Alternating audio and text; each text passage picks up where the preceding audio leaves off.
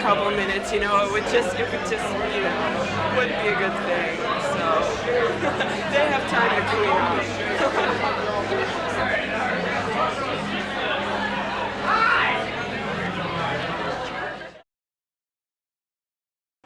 Hey guys, we got a pretty cool piece of footage here today. It's Nirvana versus the Smashing Pumpkins in a game of Twister.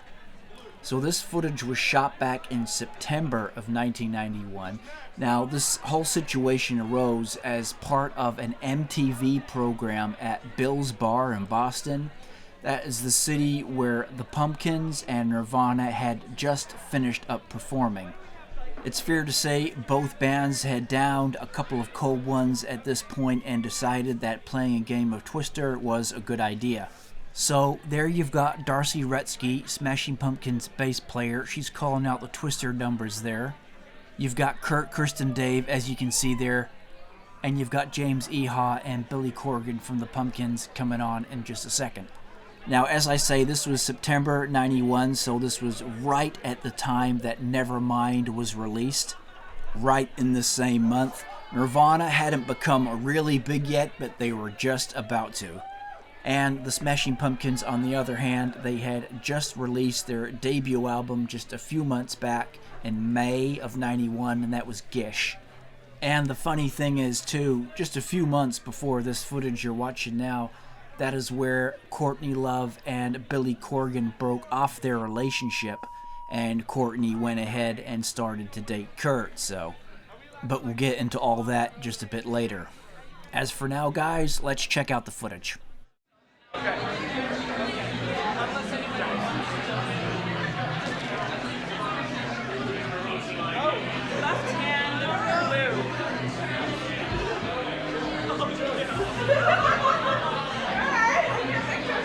Keep your foot on the other dot.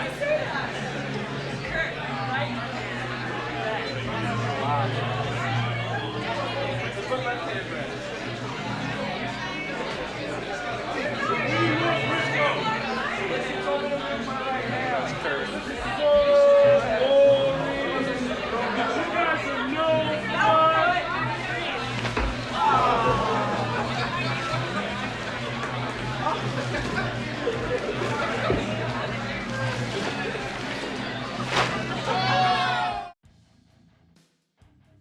So, as I mentioned before this, it was just a few months back, earlier in 1991, that Courtney Love and Billy Corgan broke off their relationship.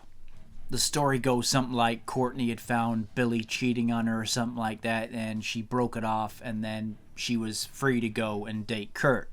And this is where Kurt and Courtney started up their relationship.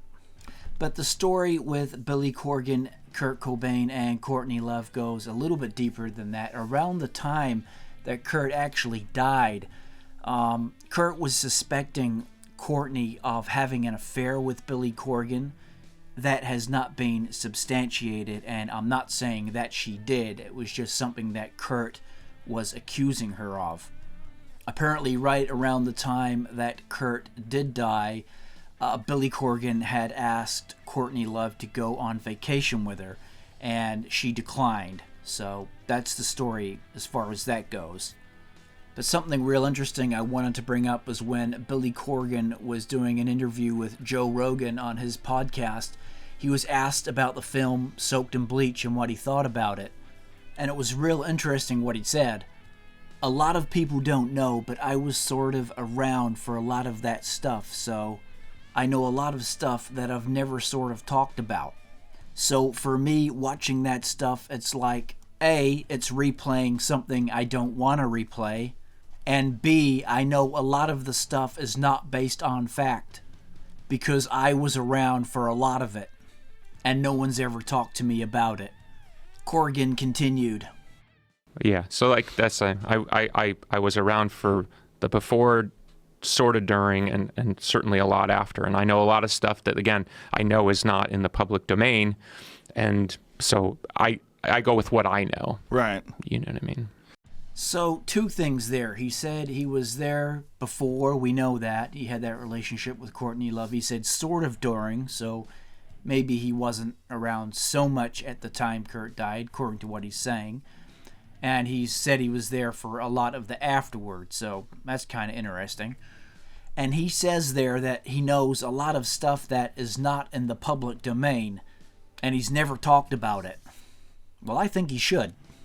It could clear up a lot of things. Corgan was basically saying there that the Soaked in Bleach documentary was just total crap. It was not accurate at all, and that he actually knows a lot of the stuff himself that really happened, and he's just never talked about it. Man, you should talk about it. People would want to hear that.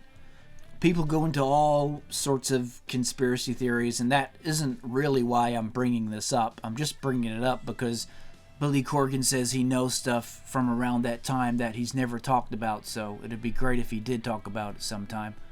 If it's information that could clear up the whole conspiracy deal and, let everybody know what really happened or whatever, it'd be great to get it out in the public domain. I mean, Corgan's always had pretty good stuff to say about Nirvana. He said of Kurt Cobain that he was great at what he did, and it's just a shame that he didn't do more of it.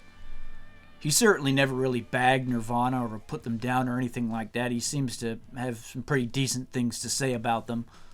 And as some other tidbits of facts, Billy Corgan, of course, worked with Courtney Love and Hole on their 1998 release, Celebrity Skin, arranging some of the tracks and doing a lot of stuff for the band there. So they continued on in a friendship at least after Kurt's death. So, as I say, this isn't a conspiracy video or anything like that, just laying some of the stuff out there. The main thing that was interesting to me is that Corgan said he knew stuff, some real stuff that happened from that time, so just say it, man. That's my whole point with all that. So, kind of an interesting end there to what was originally just a whole game of Twister between Nirvana and the Smashing Pumpkins. Kind of turned into something else maybe in the end there, but the game of Twister was funny. Kristen, Dave, and Kurt, they would always get up to such funny antics. It was just a cool piece of footage. But there you go, guys. A bit of stuff to digest there. Thanks heaps for tuning in. Let us know what you think in the comments section below, and we'll catch you next time.